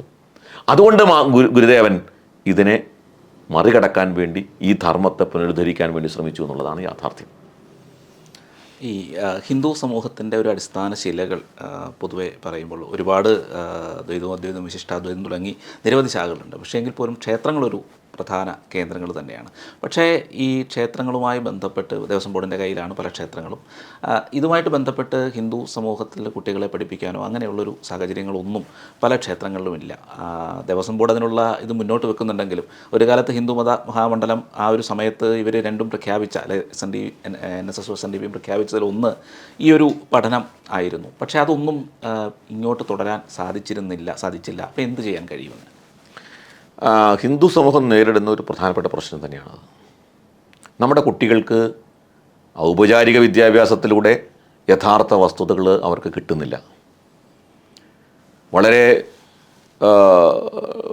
എന്താ പറയുക, പ്രത്യേകിച്ച ലക്ഷ്യത്തോടു കൂടി തയ്യാറാക്കിയിട്ടുള്ള സിലബസ്, ആ സിലബസിലൂടെ ഒരു ഹിന്ദുവിനെ അഹൈന്ദവൽക്കരിക്കുക എന്ന ലക്ഷ്യം വെച്ചുകൊണ്ടാണ് സിലബസ് തയ്യാറാക്കിയിട്ടുള്ളത്. അതിന് മാറ്റം വരുത്താൻ കേന്ദ്ര സർക്കാരിൻ്റെ ഭാഗത്തുനിന്ന് ചില ശ്രമങ്ങളൊക്കെ നടക്കുന്നുണ്ടെങ്കിലും ഇപ്പോഴും പിടിമുറുക്കിയിട്ടുള്ളത് ഈ പറയുന്ന മേഖലകളിലൊക്കെ പിടിമുറുക്കിയിട്ടുള്ളത് ഈ സ്കൂൾ ഓഫ് തോട്ടിൽ ചിന്തിക്കുന്നവരും പ്രവർത്തിക്കുന്നവരുമാണ്. ഇതിന് പരിഹാരം കാണേണ്ടത് ഹിന്ദു സംഘടനകളാണ്, ഹൈന്ദവ സമൂഹമാണ്. അതിന് പരിഹാരം കാണാനായിട്ടുള്ള പ്രായോഗികമായ പരിശ്രമങ്ങൾ, അതിനാണ് യഥാർത്ഥത്തിൽ ബാലഗോകുലം പോലുള്ള സംഘടനകൾ തുടക്കത്തിൽ പ്രവർത്തിച്ചു വന്നിരുന്നത്. പക്ഷേ ആ പ്രവർത്തനം കൂടുതൽ ശക്തമാകേണ്ടതുണ്ട്. ക്ഷേത്രങ്ങൾ കേന്ദ്രീകരിച്ചുകൊണ്ടുള്ള മതപാഠശാലകൾ തുടക്കത്തിൽ വളരെ നല്ല രീതിയിൽ മന്നത്ത് പത്മനാഭനും ആർ ശങ്കറും ദേവസ്വം ബോർഡിൻ്റെയൊക്കെ ചുമതലയിൽ ചെയ്യുന്ന സമയത്ത് അവരുടെ ആഹ്വാനപ്രകാരം തുടങ്ങി വെച്ച പല മതപാഠശാലകളും നിന്നുപോയി. അടിസ്ഥാന പ്രശ്നം ഹിന്ദുക്കൾക്ക് ഈ കാര്യത്തിൽ ഇത് വേണ്ടതാണെന്നൊരു തോന്നലുണ്ടാവുക എന്നുള്ളതാണ്. രക്ഷകർത്താക്കൾക്ക് ഇത് വേണ്ടതാണെന്ന് തോന്നൽ വേണം. ഹിന്ദു സമൂഹത്തിന് എല്ലാത്തിനോടും ഒരു ഉദാസീന മനോഭാവമാണ്. ആ ഉദാസീന മനോഭാവം ഹിന്ദുക്കൾ വെടിഞ്ഞേ പറ്റൂ. ഗുരുദേവനൊക്കെ ശ്രമിച്ചത് അതായിരുന്നു. കൃഷി, വ്യവസായം, സംഘടിച്ച് ശക്തരാവുവിൻ, വിദ്യ കൊണ്ട് പ്രബുദ്ധരാവുവിൻ എന്ന് ഗുരുദേവൻ പറയുമ്പോൾ ഹിന്ദുക്കളെ ബാധിച്ച ഈ അടിമത്തത്തിനും അല്ലെങ്കിൽ ഈ പിന്നോക്കാവസ്ഥയ്ക്കും കാരണം ഹിന്ദു സമൂഹത്തിന് ഉള്ള ഈ ഉദാസീനതയാണ്. എല്ലാത്തിനോടും ഉദാസീനതയാണ്. അതൊരു പക്ഷേ സനാതനധർമ്മത്തിൽ ഈ പറയുന്ന തരത്തിൽ അതിലൂടെ കടന്നു വന്ന ഹൈന്ദവ സമൂഹം അവർക്ക് കൗബീനവന്ത ഖലുഭാഗ്യവന്ത, കോണകം മാത്രം ഉണ്ടെങ്കിലും അത് ഭാഗ്യമാണ് എന്ന് ചിന്തിച്ച ഒരു സമൂഹം ആണ്. അപ്പോൾ ഇതിൻ്റെ ഒന്നും ആവശ്യമില്ല നമുക്ക്. ആത്യന്തികമായി ഇതെല്ലാം നശ്വരങ്ങളാണ്, അനശ്വരമല്ല, നശിച്ചു പോവും. പിന്നെന്തിനാണ് സമ്പത്ത്? എന്തിനാണ് പണം സമ്പാദിക്കുന്നതിൻ്റെ കാര്യം എന്താണ്? ഇങ്ങനെയൊക്കെയുള്ളൊരു ചിന്താഗതി ഹിന്ദുക്കളെ സ്വാധീനിച്ചിട്ടുണ്ടാവാം. ഏതായാലും കേരളത്തിലെ ഹൈന്ദവ സമൂഹം നേരിടുന്ന ഒരു വലിയ പ്രശ്നമാണ് ആധ്യാത്മികമായ ഹിന്ദു സമൂഹത്തിൻ്റെ ലാക്ക് ഓഫ് നോളജ്. അതിന് പരിഹാരം കാണാൻ ഹൈന്ദവ സംഘടനകൾ കൂട്ടായി ശ്രമിക്കേണ്ടതുണ്ട്. NSSും SNDPയും വിവിധ ക്ഷേത്ര സംഘടനകളും ഒക്കെ ഒരുമിച്ച് ഇത്തരത്തിൽ അതാത് മേഖലയിലെങ്കിലും ഈ കാര്യത്തിന് കേന്ദ്രീകരിച്ചു കൊണ്ടുള്ള പ്രവർത്തനം നടത്തണം. അതിന് ബാലഗോകുലം പോലുള്ള സംഘടനകളുടെ പ്രവർത്തനം, മതപാഠശാലകളുടെ പ്രവർത്തനം, ഇതൊക്കെ ശക്തിപ്പെടുത്തിക്കൊണ്ട് മാത്രമേ അതിന് പരിഹാരം കാണാൻ കഴിയൂ. അത് നമ്മുടെ എല്ലാവരുടെയും ഉത്തരവാദിത്തമാണ് എന്ന് ഞങ്ങൾ വിചാരിക്കുന്നു. ഗുരുദേവ കൃതികൾ അത്രത്തോളം വിശാലമായ ഹിന്ദു ധർമ്മത്തിലും വേദാന്തവും എല്ലാം പറയുന്ന ഒരുപാട് കൃതികൾ ഗുരുദേവൻ്റേതായിട്ടുണ്ട്. എത്രത്തോളം പ്രചാരം അതിന് കിട്ടിയിട്ടുണ്ട്? ഗുരുദേവ കൃതികളെക്കുറിച്ച് ചിന്തിക്കുമ്പോൾ ഗുരുദേവ കൃതികൾ മനഃപ്പാഠമാക്കിയവരും പഠിച്ചവരുമായിട്ടുള്ള ഒരുപാട് ഗുരുദേവ ശിഷ്യന്മാരും അനുയായികളും ഉണ്ട് കേരളത്തിൽ. പ്രശ്നം അതിനെ ഒരു ജനകീയമാക്കുന്നതിലോ അല്ലെങ്കിൽ മറ്റുള്ളവർക്ക് കൂടി അംഗീകരിക്കാവുന്ന തരത്തിലേക്ക് ഗുരുദേവനെ പരിചയപ്പെടുത്തുന്നതിലോ ഈ ആളുകൾക്ക് പോരായ്മ സംഭവിച്ചിട്ടുണ്ട്. അത് ആളുകളുടെ മാത്രം കുഴപ്പമല്ല, നമ്മുടെയും കുഴപ്പമാണ്. പക്ഷേ ഒരു കാലത്ത് RSSൻ്റെ തുടർന്ന് ഇങ്ങോട്ടുള്ള ശാഖകളിലും മറ്റും പരിപാടികളിലും ദൈവദശകം സ്ഥിരമായി. ഞാൻ ദൈവദശകം പഠിച്ചത് RSS ശാഖയിൽ നിന്നാണ്. അപ്പോൾ ഈ ദൈവദശകം പോലുള്ള കൃതികൾ ഇപ്പോൾ അതിന് കുറച്ച് മാറ്റങ്ങൾ ഈ അടുത്ത കാലത്ത് വന്നിട്ടുണ്ടെങ്കിലും ശ്രീനാരായണ പ്രസ്ഥാനങ്ങളുടെ മാത്രം ചുമതലയല്ല അത് എന്ന് ഞാൻ വിചാരിക്കുന്നത്. അതിപ്പോൾ സംഘത്തിൻ്റെ ഭാഗത്തു നിന്ന് RSSൻ്റെ ഭാഗത്തു നിന്ന് ഒരു പക്ഷേ ഇംഗ്ലീഷിൽ നടരാജഗുരുവിന് ശേഷം ഗുരുദേവനെ ലോകത്തിന് പരിചയപ്പെടുത്തിയ ഒരു ഇംഗ്ലീഷ് കൃതി എന്ന് പറയാവുന്നത്, ആധികാരികമായൊരു ഇംഗ്ലീഷ് കൃതി എന്ന് പറയാവുന്നത് പരമേശ്വർജിയുടെ പ്രൊഫറ്റ് ഓഫ് റിനീസൻസ് എന്ന പുസ്തകമാണെന്നാണ് എൻ്റെ ഒരു ധാരണ. അതല്ലാത്തൊരു കൃതി ഏതാണെന്ന് എനിക്ക് കൃത്യമായിട്ട് ഗുരുദേവൻ്റെ ജീവചരിത്രം പരിചയപ്പെടുത്തിക്കൊണ്ട്. അപ്പോൾ ഗുരുദേവനെ പരിചയപ്പെടുത്തുന്ന ഹിന്ദിയിലും ഇംഗ്ലീഷിലും ഒക്കെയുള്ള ഗ്രന്ഥങ്ങൾ ധാരാളം വരണം. വിവേകാനന്ദന് കിട്ടിയ ഒരു എക്സ്പോഷർ എന്തുകൊണ്ടോ ഗുരുദേവന് കിട്ടിയിട്ടില്ല. അതിന് നമ്മളെല്ലാവരും കുറ്റക്കാരാണെന്നാണ് ഞാൻ വിചാരിക്കുന്നത്. നമ്മൾക്കെല്ലാവർക്കും അതിൻ്റെ ചുമതലയുണ്ട്, ബാധ്യതയുണ്ട്. കാരണം ഗുരുദേവനെ പോലെ ഹിന്ദു ധർമ്മത്തെ ഇങ്ങനെ കൃത്യമായി വളരെ വ്യക്തമായി അടയാളപ്പെടുത്തിയ ഒരു വ്യക്തി വേറെ നമുക്ക് ചൂണ്ടിക്കാണിക്കാൻ സാധ്യമല്ല കേരളത്തിൽ. വേറൊരു വ്യക്തി ഇപ്പോൾ ശങ്കരൻ പോലും, ശങ്കരൻ്റെ പ്രവർത്തന കേന്ദ്രം കേരളമായിരുന്നില്ല. കേരളത്തിൽ അദ്ദേഹം കുറച്ചു കാലം ഉണ്ടായിരുന്നു. ശങ്കരൻ്റെ പ്രവൃത്തി മണ്ഡലം അദ്ദേഹം മുഴുവൻ ഭാരതം എന്നുള്ള നിലയ്ക്ക് സഞ്ചരിച്ചു. ഗുരുദേവനാണ് ഏറ്റവും കൂടുതൽ കാലം കേരളത്തിൽ. ഗുരുദേവൻ അദ്ദേഹം മതം മാറ്റത്തെ എതിർത്ത ആളാണ്. അദ്ദേഹത്തിൻ്റെ പ്രവർത്തനത്തിൻ്റെ മുഴുവൻ അടിത്തറ സനാതനധർമ്മമായിരുന്നു, ആധ്യാത്മികതയായിരുന്നു. അദ്ദേഹം ഹിന്ദു ഏകീകരണം ലക്ഷ്യം വെച്ചുകൊണ്ട് പ്രവർത്തിച്ച ഒരാളാണ്. അതിനുവേണ്ടി ഹിന്ദുക്കളെ സംഘടിപ്പിക്കുക എന്നാണ് ഈ പള്ളാത്തുരുത്ത് പ്രസംഗത്തിൻ്റെ അവസാനം പറയുന്നത്. സനാതനധർമ്മത്തോട് യോജിച്ച് നിൽക്കുന്നവരുടെ ഒരു സംഘടന എന്നുള്ള നിലയ്ക്ക് ഇത് മാറണം എന്ന് കൃത്യമായിട്ട് പറഞ്ഞിട്ടുണ്ട്. അപ്പോൾ ഗുരുദേവൻ്റെ ലക്ഷ്യം എന്തായിരുന്നു? കൃത്യമാണത്. അപ്പോൾ സത്യത്തിൽ ഗുരുദേവനെ ശരിയായി നമ്മുടെ കേരളീയ സമൂഹത്തിന് പരിചയപ്പെടുത്തിയാൽ അതോടെ ഈ ഹൈന്ദവ സനാതനധർമ്മത്തെ എതിർക്കുന്നവരുടെ മുനയെ മുഴുവൻ ഒടിയും എന്നുള്ള കാര്യത്തിൽ യാതൊരു സംശയമില്ല. വെള്ളാപ്പള്ളി നടേശൻ പറഞ്ഞു, ഇപ്പോൾ പറഞ്ഞത് നായാടി മുതൽ നസ്രാണി വരെ എന്നാണ്. എന്തുകൊണ്ടാണ് അങ്ങനെ? അത് കാലഘട്ടത്തിൻ്റെ ഒരു ആവശ്യം എന്നുള്ള നിലയ്ക്കാണ്. നായാടി മുതൽ നമ്പൂതിരി വരെ എന്നായിരുന്നു SNDP നേതാവ് വെള്ളാപ്പള്ളി നടേശൻ സമത്വ മുന്നേറ്റ യാത്ര നടത്തിയ സമയത്ത് ഉയർത്തിയ മുദ്രാവാക്യം. അന്നത്തെ ഹിന്ദു സമൂഹത്തിന് മാത്രം ഉള്ളിൽ നടക്കുന്ന പ്രശ്നങ്ങളെ ഒരുമിച്ച് നിന്ന് നേരിടാൻ തക്ക രീതിയിൽ ഒരു ഹൈന്ദവ ഏകീകരണം ലക്ഷ്യം വെച്ചുകൊണ്ടാണ് അന്ന് അദ്ദേഹം അത് ഉയർത്തിയത്. അതിനു മുൻപ് നാരായണ പണിക്കരും പിന്നെ സുകുമാരൻ നായരും ഒക്കെ ആ മുദ്രാവാക്യങ്ങൾ ഉയർത്തിയ ആൾക്കാരാണ്. വെള്ളാപ്പള്ളി നടേശൻ ആ മുദ്രാവാക്യത്തിൽ ഇപ്പോഴും ഉറച്ചു നിൽക്കുന്നുണ്ട്. ഒരു പടി കൂടി കടന്ന് അദ്ദേഹം നായാടി മുതൽ നസ്രാണി വരെ എന്നാക്കി. യഥാർത്ഥത്തിൽ വെള്ളാപ്പള്ളി നടേശൻ്റെ വളരെ ബുദ്ധിപൂർവമായ പ്രായോഗികമായ കേരളത്തിന് അനിവാര്യമായ ഒരു സംഭവമാണ് എന്നാണ് എനിക്കിത് കേട്ടപ്പോൾ തോന്നിയത്. കാരണം കേരളം അതിവേഗം ഒരു ഇസ്ലാമൈസേഷന് കീഴടങ്ങിക്കൊണ്ടിരിക്കുന്ന സംസ്ഥാനമായിട്ട് നമുക്ക് കാണാതിരിക്കാൻ പറ്റില്ല. അതിവേഗം ഇസ്ലാമിൻ്റെ സ്വാധീനത്തിന് കീഴിലാണ് കേരളത്തിലെ സമസ്ത രംഗങ്ങളും. ഭരണമായാലും സാമൂഹ്യ രംഗങ്ങളായാലും വ്യാവസായിക രംഗമായാലും എല്ലാം ഇസ്ലാമിൻ്റെ കീഴിൽ അടിപ്പെട്ട് കഴിഞ്ഞൊരു കേരളമാണത്. ഇസ്ലാമിക വിഷയങ്ങളുമായി ബന്ധപ്പെട്ട് ഒരു പബ്ലിക് സ്റ്റേറ്റ്മെൻറ്റ് ഏതെങ്കിലും രാഷ്ട്രീയ നേതാവ് ഈ കാലഘട്ടത്തിൽ ഇനി ഇറക്കുമെന്ന് ഞാൻ വിചാരിക്കുന്നില്ല. ഇപ്പോൾ കേരളം ഭരിക്കുന്ന മുഖ്യമന്ത്രി പിണറായി വിജയൻ വർഷങ്ങൾക്ക് മുൻപ് നടത്തിയൊരു പ്രസ്താവനയുണ്ട് ഇസ്ലാമിനെക്കുറിച്ച്. പ്രത്യേകിച്ച് കേരളത്തിലെ ഒരു പ്രധാനപ്പെട്ട മുസ്ലിം സംഘടന അവർ നബിയുടെ മുടി സൂക്ഷിക്കുന്ന ഒരു പള്ളി കോഴിക്കോട് കേന്ദ്രീകരിച്ച് പണിത സമയത്ത് പിണറായി വിജയൻ നടത്തിയൊരു പ്രസ്താവന വളരെ തൻ്റെ ഇടത്തോടുകൂടി നടത്തിയൊരു പ്രസ്താവനയായിട്ടാണ് അന്ന് ഞാൻ അതിനെ കണ്ടത്. ഇത് നഖവും മുടിയുമെല്ലാം ബോഡി വേസ്റ്റാണ് എന്ന് ആർജവത്തോടെ അന്ന് പറഞ്ഞ പിണറായി വിജയൻ ഇന്ന് പറയാൻ തയ്യാറുണ്ടാവും. യാതൊരു സംശയമില്ല, ഒരൊറ്റ കമ്മ്യൂണിസ്റ്റ് നേതാക്കന്മാരോ കോൺഗ്രസ് നേതാക്കന്മാരോ ആരും ഇസ്ലാമുമായി ബന്ധപ്പെട്ട ഒരു വിഷയത്തിലും ഒരു പ്രതികരണവും നടത്തില്ല എന്നുള്ള കാര്യത്തിൽ യാതൊരു സംശയമില്ല.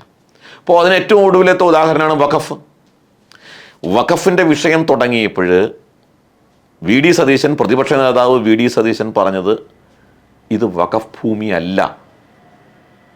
കാരണം ഇത് വഖഫിൻ്റെ തത്വങ്ങൾക്ക് വിരുദ്ധമായിട്ടുള്ളതാണ്, ഇത് കണ്ടീഷണലായിട്ട് കൊടുത്ത ഭൂമിയാണ്, വഖഫ് നിയമം അനുസരിച്ച് ഉപാധികളോടെ ഒരു ഭൂമി കൊടുക്കാൻ പറ്റില്ല, അതുകൊണ്ട് ഇത് വഖഫല്ല. ഞാനിത് മുസ്ലിം സംഘടനകളുമായിട്ട് നേതാക്കന്മാരുമായിട്ട് ചർച്ച ചെയ്തിട്ടാണ് പറയുന്നത് എന്ന് വി ഡി സതീശൻ അന്ന് പത്രക്കാരോട് പറഞ്ഞിരുന്നു. പക്ഷേ ഉപതെരഞ്ഞെടുപ്പുകൾ കഴിഞ്ഞപ്പോൾ വയനാടും പാലക്കാടും പിന്നെ നമ്മുടെ വടക്കാഞ്ചേരിയിലെയും തെരഞ്ഞെടുപ്പ് കഴിഞ്ഞ ഉടനെ തന്നെ കേരളത്തിലെ മുസ്ലിം സംഘടനകൾ നിലപാട് മാറ്റി, ലീഗടക്കം നിലപാട് മാറ്റി. അത് വഖഫ് ഭൂമിയാണ് എന്ന് പറഞ്ഞു അവർ. വി ഡി സതീശൻ ആ കാര്യം പിന്നീട് കേരളത്തിലെ വി ഡി സതീശനോ കമ്മ്യൂണിസ്റ്റ് പാർട്ടിയോ അത് വഖഫ് ഭൂമി അല്ല എന്ന് പറയാൻ തയ്യാറായോ? കമ്മ്യൂണിസ്റ്റ് നേതാവ് പി ജയരാജനടക്കം അത് വഖഫ് ഭൂമിയാണെന്ന് പറഞ്ഞത്. എന്ന് വെച്ചാൽ ഇസ്ലാമിക സംഘടനകൾ ഉയർത്തുന്ന മുദ്രാവാക്യത്തെ ഒഫൻഡ് ചെയ്യാൻ, അത് വർഗീയമായ സാമുദായിക ധ്രുവീകരണം ഉണ്ടാക്കുന്ന ചില നടപടികളെ ഒഫൻഡ് ചെയ്യാൻ കേരളത്തിൽ ഇന്ന് ബി ജെ പി ഒഴിച്ചുള്ള ഒരു രാഷ്ട്രീയ പ്രസ്ഥാനങ്ങൾക്കും തൻ്റെ ഇടമില്ല എന്നുള്ളതാണ് യാഥാർത്ഥ്യം. അതാണ് ഞാൻ പറഞ്ഞത്, കേരളം സമ്പൂർണ്ണമായി ഇസ്ലാമിന് കീഴടങ്ങിയെന്ന് പറയുന്ന ഇസ്ലാമൈസേഷന് വിധേയമായിക്കൊണ്ടിരിക്കുകയാണ്. അതിന് പരിഹാരം യഥാർത്ഥത്തിൽ ഇതിന് വിധേയമായിക്കൊണ്ടിരിക്കുന്ന കേരളത്തിലെ രണ്ട് വിഭാഗങ്ങൾ ക്രൈസ്തവരും ഹിന്ദുക്കളുമാണ്. വൈദ്യുതി ഞാൻ ചോദിക്കട്ടെ, എന്തടിസ്ഥാനത്തിലാണ് മുസ്ലിങ്ങൾക്ക് 10%, 12% സംവരണം കേരളത്തിൽ നൽകുന്നത്? 1980 മണ്ഡൽ കമ്മീഷൻ പുറത്തു വന്നത്. അത് 89 നമ്മുടെ വി പി സിംഗിൻ്റെ കാലത്ത് അംഗീകരിക്കപ്പെട്ടത്. 80 പഠനം ആണ് മുസ്ലിങ്ങൾ കേരളത്തിൽ പിന്നോക്കാണെന്നുള്ളത്. 40 വർഷം കഴിഞ്ഞു, 45 വർഷം എത്തി. 45 വർഷം കഴിഞ്ഞിട്ടും അന്ന് പറഞ്ഞ ആ കാര്യത്തിൽ നിൽക്കുകയാണ് മുസ്ലിങ്ങൾ പിന്നോക്കം. എന്ത് പഠനമാണ് അതിന് ശേഷം നടന്നിട്ടുള്ളത്? മുസ്ലിം സമുദായം എല്ലാ മേഖലയിലും, വിദ്യാഭ്യാസ രംഗത്തും സാമുദായിക രംഗത്തും വ്യാവസായിക രംഗത്ത്, കാർഷിക രംഗത്ത്, കച്ചവട രംഗത്ത് എല്ലാം വളരെ മുന്നേറ്റം നടത്തി എന്നുള്ളത് നമ്മുടെ കണ്ണിൽ കാണുന്ന കാഴ്ചയാണ്. അതിനൊരു പഠനത്തിൻ്റെ ആവശ്യമില്ല. സത്യം പറഞ്ഞാൽ ഒരു പഠനവും കൂടാതെ നമുക്ക് പറയാൻ സാധിക്കും ഇന്ന് എല്ലാ രംഗത്തും മുസ്ലിം സമുദായം മുന്നിൽ നിൽക്കുകയാണ്. പക്ഷേ 12% സംവരണം അവർക്കൂടെ ഉണ്ട്, അതും മതാടിസ്ഥാനത്തിൽ. ഈ കാര്യം എന്തുകൊണ്ട് കേരളത്തിൽ ചോദ്യം ചെയ്യപ്പെടുന്നില്ല? പട്ടികജാതി സമൂഹത്തിന് കിട്ടേണ്ട സംവരണം, പിന്നോക്ക ഹിന്ദു സമൂഹത്തിന് കിട്ടേണ്ട സംവരണം ആണ് മുസ്ലിം സംഘടനകൾ അവരുടെ സമ്മർദ്ദ ശക്തി ഉപയോഗിച്ച് കുത്തിക്കവർന്നെടുക്കുന്നത്, പിടിച്ചു പറിക്കുകയാണ്. എന്നിട്ട് അവർ ജാതി സെൻസസിനെ കുറിച്ച് പറയുകയാണ്. ഇപ്പോൾ സുപ്രീം കോടതിയിൽ അവരുടെ കേസ് നടക്കുക. ഈ സംവരണത്തിന് പുനർനിർണയം നടത്തണം. അവരുടെ ഉദ്ദേശം വളരെ വ്യക്തമായിട്ട് മനസ്സിലാക്കിക്കോളൂ. അവരുടെ ഉദ്ദേശം ഇപ്പോൾ OBC എന്ന സംവരണത്തിൻ്റെ പട്ടികയിൽപ്പെടുത്തി ഈഴവർക്ക് സംവരണം കൊടുക്കുന്നുണ്ട്. ഈഴവരുടെ ജനസംഖ്യ ഞങ്ങളെക്കാൾ താഴെയാണ്, അതുകൊണ്ട് ഈഴവർക്ക് കൊടുക്കുന്ന സംവരണത്തെക്കാൾ കൂടുതൽ ഞങ്ങൾക്ക് തരണം. ഇതാണ് അവരുടെ ആവശ്യം. ജനസംഖ്യാനുപാതികമായി സംവരണം പുനർനിർണയിക്കണം. ആര് പറയുന്നു? മുസ്ലിം സംഘടനകൾ പറയുന്നു. സംവരണത്തിന് അർഹതയില്ലാത്ത ഒരു സമൂഹം സംവരണം പിടിച്ചു വാങ്ങിക്കൊണ്ട് അവർ കൂടുതൽ അവകാശത്തിന് വേണ്ടി വാദിക്കുകയാണ്. ഇത് തെറ്റാണെന്ന് പറയാൻ കേരളത്തിലെ ഏതെങ്കിലും രാഷ്ട്രീയ പ്രസ്ഥാനങ്ങൾ തയ്യാറായിട്ടുണ്ടോ? ആ വിഷയം ഏറ്റെടുക്കണ്ടേ? സത്യത്തിൽ BJP ആ വിഷയം ഏറ്റെടുക്കണം. ഏതടിസ്ഥാനത്തിലാണ് മുസ്ലിങ്ങൾക്ക് 12% സംവരണം കൊടുക്കുന്നത്? ആ വിഷയം ചർച്ച ചെയ്യേണ്ടതല്ലേ? അതുകൊണ്ട് മതസംവരണം കേരളത്തിൽ ഇത്രയും വലിയ തോതിൽ നിലനിൽക്കുന്നത് ഈ സംഘടിത ഇസ്ലാമിക ശക്തിയുടെ ബലം കൊണ്ടാണ്. സ്വാഭാവികമായിട്ടും ഒരു നസ്രാണി മുതൽ നായാടി വരെയുള്ള സമൂഹത്തിൻ്റെ ഏകീകരണമോ അല്ലെങ്കിൽ ഒരു യോജിപ്പോ കേരളത്തിൽ അനിവാര്യമായിരിക്കുന്നു എന്നുള്ളതാണ് ആനുകാലിക സംഭവങ്ങളിൽ നിന്ന് നമുക്ക് വ്യക്തമാകുന്നത്. കുറച്ചൊരു വിവാദപരമായ ഇന്ന് ഈ അടുത്ത കാലത്ത് സംഭവിച്ച ഷർട്ടൂരൽ അല്ലെങ്കിൽ ഇങ്ങനെ ആചാരവുമായിട്ട് ബന്ധപ്പെട്ട പ്രശ്നങ്ങൾ, ഇത് നേരിടാൻ കുറച്ചൊരു ബുദ്ധിമുട്ട് നേരിടുന്നുണ്ടോ ഹിന്ദു ഐക്യവേദി? ഇല്ല, സത്യത്തിൽ അതെല്ലാം ഡിസ്പ്രപ്പോർഷനേറ്റായിട്ട് അതിൻ്റെ പ്രാധാന്യം കൊടുക്കുന്നതാണ്. ഇപ്പോൾ ശിവഗിരി മഠത്തിൽ വെച്ച് നടന്ന ഈ സമ്മേളനത്തിൽ സച്ചിദാനന്ദ സ്വാമി അദ്ദേഹം ഒരു അഭിപ്രായം പറഞ്ഞു. അദ്ദേഹം സന്യാസിയാണ്, ഒരു മഠത്തിൻ്റെ സ്ഥാപകനാണ്, നിരവധി ക്ഷേത്രങ്ങൾ ശിവഗിരി മഠത്തിൻ്റെ കീഴിൽ പ്രവർത്തിക്കുന്നുണ്ട്. അപ്പോൾ അവിടെ വെച്ച് അദ്ദേഹം പറഞ്ഞു, ഷർട്ട് ഊരി ക്ഷേത്രത്തിൽ കയറണം എന്നില്ല, ഷർട്ട് ഇട്ട് കയറാം, അത് പണ്ട് തുടങ്ങി വെച്ചൊരു ആചാരം, ഇപ്പോൾ അത് തുടരണമെന്നില്ല. ശ്രീനാരായണ ക്ഷേത്രങ്ങളിലും അതുണ്ട്, അത് ഒഴിവാക്കണം എന്നൊരു നിർദ്ദേശം അദ്ദേഹം വെച്ചു. അദ്ദേഹത്തിന് അത് പറയാനുള്ള അവകാശമുണ്ട്. അത് വേണ്ട എന്നും ജി സുകുമാരൻ നായരുടെ അഭിപ്രായം വന്നു. NSSൻ്റെ general secretary G Sukumaran Nair പറഞ്ഞു, ഷർട്ട് ഇടുന്നതും ഇടാത്തതും ഒക്കെ ഓരോ ക്ഷേത്രത്തിൻ്റെയും പ്രത്യേകതയാണ്. ഷർട്ട് ഇട്ട് കയറുന്ന ക്ഷേത്രങ്ങളും ഇടാതെ കയറുന്ന ക്ഷേത്രങ്ങളും ഉണ്ട്. അത് ആ ക്ഷേത്രം, അതിനെക്കുറിച്ച് ഒരു ഉത്തരവ് ഇറക്കേണ്ട കാര്യമില്ല. അത് അദ്ദേഹത്തിൻ്റെ അഭിപ്രായമാണ്. രണ്ടുപേരും വളരെ മാന്യമായിട്ടുള്ള അവരുടെ അഭിപ്രായം പറഞ്ഞു എന്നുള്ളതാണ് ഞാൻ മനസ്സിലാക്കുന്നത്. പ്രശ്നം ഈ വിഷയത്തിൽ പിണറായി വിജയൻ ശിവഗിരി മഠത്തിൽ നടത്തിയ സച്ചിദാനന്ദ സ്വാമിയുടെ പ്രസ്താവനയെ പിന്തുണച്ചുകൊണ്ട് രംഗത്ത് വന്നപ്പോൾ ആ വിഷയം രാഷ്ട്രീയമായി. മുഖ്യമന്ത്രിയുടെ സംബന്ധിച്ചിടത്തോളം ആ വിഷയത്തിലൊരു അഭിപ്രായം പറയേണ്ടിയിരുന്നില്ല. മുഖ്യമന്ത്രിക്ക് പറയാമെന്ന് ചോദിച്ചാൽ പറയാം. പക്ഷെ പറയുമ്പോൾ സച്ചിദാനന്ദ സ്വാമി പറയുന്ന പ്രാധാന്യമല്ല മുഖ്യമന്ത്രി ആ വിഷയത്തിൽ അഭിപ്രായം പറയുമ്പോൾ ഉണ്ടാകുന്നത്. അതിൻ്റെ പേരിൽ ധ്രുവീകരണം ഉണ്ടാകും, ജാതികൾ തമ്മിലുള്ള സംഘർഷമായിട്ടത് മാറും. ഈ വിഷയത്തിൽ ഇതിനു മുൻപേ തന്നെ ചർച്ചയായിട്ടുണ്ട് പല രംഗങ്ങളിലും. ഷർട്ട് ധരിച്ച് ക്ഷേത്രത്തിൽ കയറാം എന്ന് വിശ്വസിക്കുന്ന ഒരുപാട് പേര് ഹിന്ദു സമൂഹത്തിലുണ്ട്, സംഘപരിവാർ സംഘടനകളിലുണ്ട്. ഷർട്ട് ധരിച്ചാൽ കയറാം. കാരണം സംഘപരിവാർ സംഘടനകളുടെ വിവിധ വിശ്വഹിന്ദു പരിഷത്തിൻ്റെ ക്ഷേത്രങ്ങളിൽ പലതിലും ഷർട്ട് ഇട്ട് കയറാം. നമ്മളിരിക്കുന്നത് എറണാകുളത്താണ്. കലൂര് പാവക്കുളം ക്ഷേത്രത്തിൽ ഷർട്ട് ധരിച്ച് ക്ഷേത്രത്തിൽ കയറാം, അവിടെ എതിർപ്പില്ല. ചിലപ്പോൾ ക്ഷേത്ര സംരക്ഷണ സമിതിയുടെ ചില ക്ഷേത്രങ്ങളിൽ ഷർട്ട് ഊരി വേണം ക്ഷേത്രത്തിൽ. ഓരോ ക്ഷേത്രങ്ങളിലും അവിടുത്തെ തന്ത്രിയോ അവിടുത്തെ കമ്മിറ്റിക്കാരോ അല്ലെങ്കിൽ അവർ ഒരു ക്ഷേത്രത്തിൻ്റെ നിയമാവലി സൃഷ്ടിക്കുന്നു, തയ്യാറാക്കുന്നു. അതിന് മാറ്റം വരുത്താൻ അവിടുത്തെ ആളുകൾ ശ്രമിക്കുക എന്നുള്ളതാണ് അനുകരണീയമായിട്ടുള്ളത്, യോജിക്കുന്നത്. അതുകൊണ്ടാണ് ഞാൻ കഴിഞ്ഞ പല സന്ദർഭങ്ങളിലും പറയുന്നത്, അതായത് ഗുരുവായൂർ അമ്പലത്തിൽ ചുരിദാർ ധരിച്ച് കയറാനൊന്നിനെ സംബന്ധിച്ചൊരു തർക്കം ഉണ്ടായിരുന്നു. അത് പരിഹരിച്ചത് ഗുരുവായൂർ അമ്പലത്തിൽ ദേവഹിതം നോക്കിയിട്ടാണ്. ദൈവജ്ഞന്മാരെ വിളിച്ചു കൂട്ടിയിട്ട് പ്രശ്നം നടത്തി നോക്കി ദേവഹിതം നോക്കിയിട്ട് തീരുമാനിച്ചു അവിടെ ചുരിദാറിട്ട് ക്ഷേത്രത്തിൽ കയറാം, കുഴപ്പമില്ല. പക്ഷേ ഷർട്ട് ഊരി ക്ഷേത്രത്തിൽ ദർശനം നടത്തണമെന്ന് നിഷ്കർഷിക്കുന്ന പത്മനാഭസ്വാമി ക്ഷേത്രമുണ്ട്. അവിടെ പാൻറ്റിട്ട് പോലും കാണാൻ പാടില്ല. പാൻറ്റിൻ്റെ മുകളിൽ ദൈവത്തെ പറ്റിക്കാനായിട്ട് മുണ്ടും കൂടി എടുത്തിട്ടാണ് അവിടെ നടക്കുന്നത്. ദൈവം ഇതൊന്നും കാണില്ല, മുണ്ടിൻ്റെ അടിയിൽ പാൻറ്റില്ല എന്ന് ദൈവം കരുതിക്കോളും എന്ന് വിചാരിച്ചിട്ട് ദൈവത്തെ പറ്റിക്കുന്നവരുണ്ട്. അപ്പോൾ എന്തായാലും പാൻറ്റ് ധരിച്ച് അവിടെ കയറാൻ പാടില്ല. അപ്പോൾ ഓരോ ക്ഷേത്രത്തിലും അത്തരം ആചാരമുണ്ട്. ഇനി അത് മാറ്റണമെങ്കിൽ ഏത് കാര്യവും മാറ്റത്തിന് വിധേയമാണ് ഹിന്ദു സമൂഹത്തിനുള്ളിൽ. പക്ഷേ അതാര് തീരുമാനിക്കണം?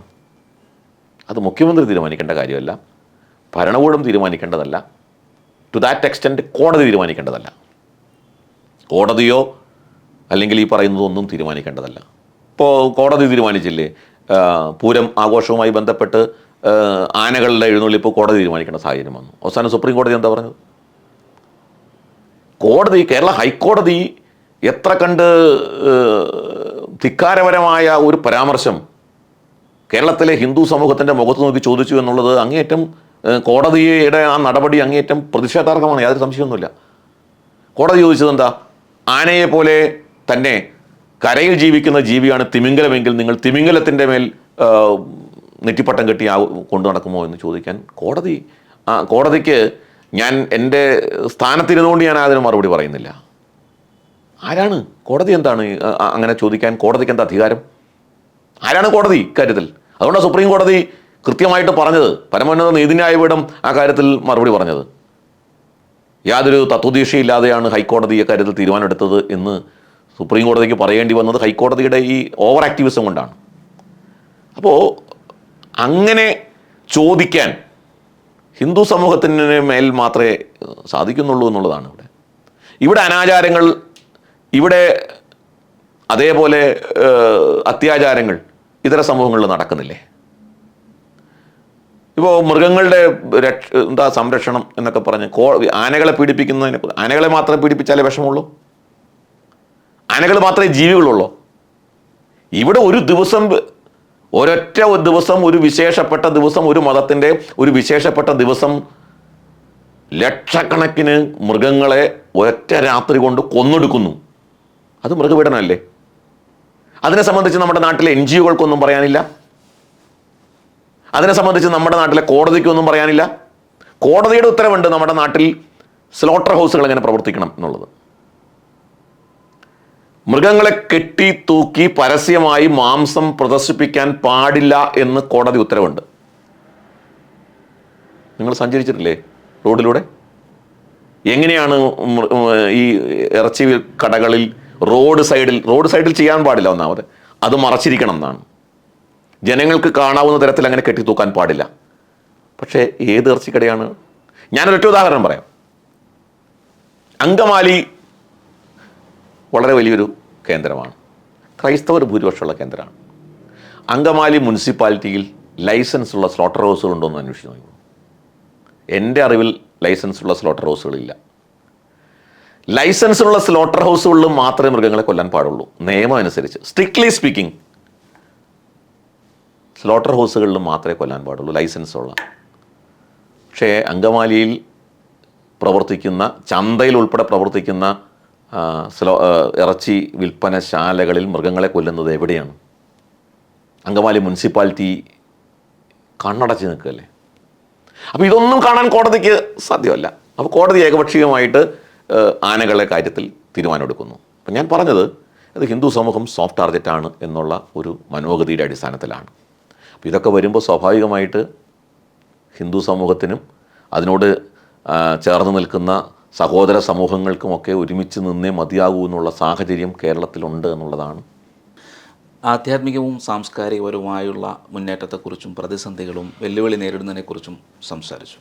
ഈ ഹിന്ദു സമൂഹത്തിൻ്റെ ഭൗതികമായ ജീവിത സാഹചര്യങ്ങൾ അത് മുന്നോട്ട് കൊണ്ടുപോകുന്നതിനെപ്പറ്റി ഹിന്ദു ഐക്യവേദിക്ക് എന്താണ് പറയാനുള്ളത്? കൂടുതലും ഇപ്പോൾ നമ്മൾ കാണുന്നുണ്ട് പത്രങ്ങളിലൊക്കെ ആത്മഹത്യകൾ ഉൾപ്പെടെയുള്ള ഒരുപാട് സാഹചര്യങ്ങൾ ഉണ്ടാകുന്നുണ്ട്. അപ്പോൾ ഹിന്ദു സമൂഹത്തിൽപ്പെട്ടവർ തന്നെ ഇത് നേരിടേണ്ടി വരുന്നുണ്ട്.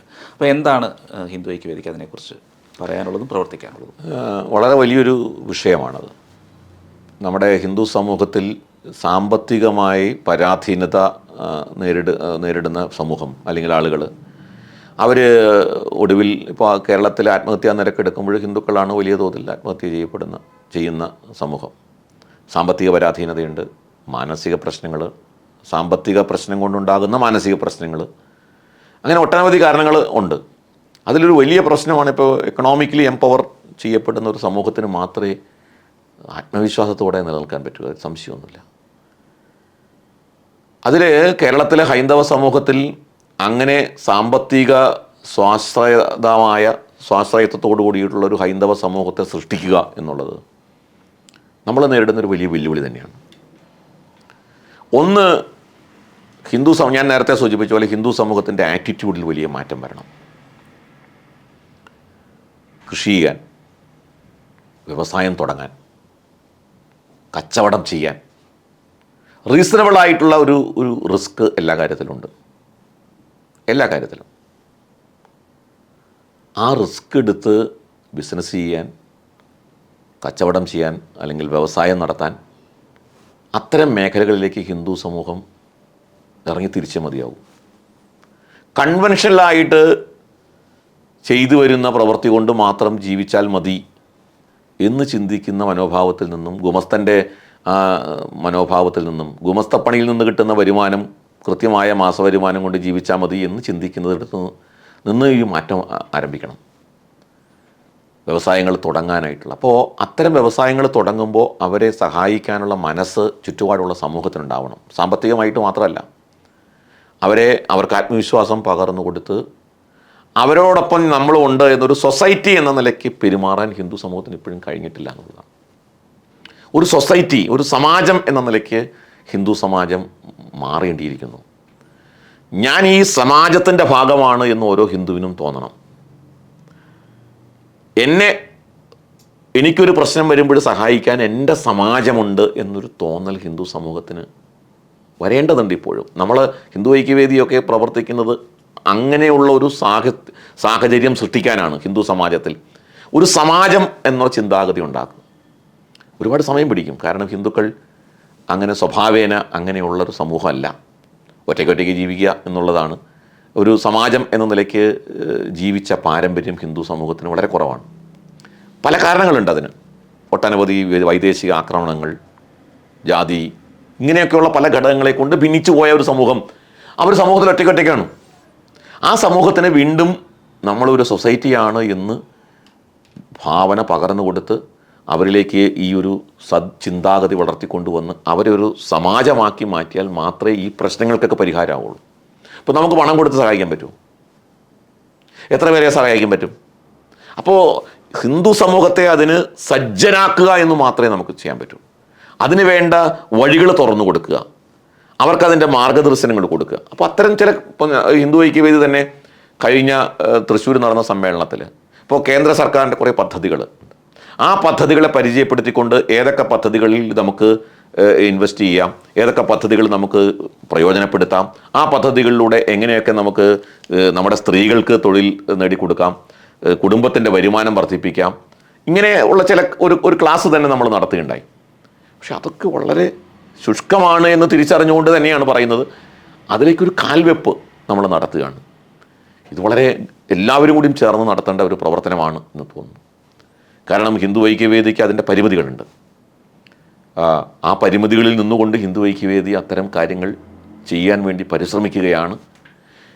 തീർച്ചയായും കേരളത്തിൽ വളരെ സ്വാധീനമുള്ള NSS, SNDP തുടങ്ങിയിട്ടുള്ള സംഘടനകളും അവരുടേതായിട്ടുള്ള രീതിയിൽ അത്തരം കാര്യങ്ങൾ ചെയ്യുന്നുണ്ടെന്നാണ് ഞാൻ മനസ്സിലാക്കുന്നത്. എല്ലാവരും കൂടിയും പരിശ്രമിച്ചുകൊണ്ട് കേരളത്തിൽ ഈ തരത്തിൽ ഒരു ഹിന്ദു സമൂഹത്തിൻ്റെ എക്കണോമിക് എംപവർമെൻറ്റിലേക്ക് ഹിന്ദു സമൂഹത്തെ എത്തിക്കാൻ കഴിഞ്ഞില്ലെങ്കിൽ അതൊരു വലിയ ഡിസാസ്റ്റർ ആയിരിക്കും കേരളത്തിലെ ഹിന്ദു സമൂഹത്തെ സംബന്ധിച്ചിടത്തോളം എന്നുള്ളതിൽ യാതൊരു സംശയവും വേണ്ട.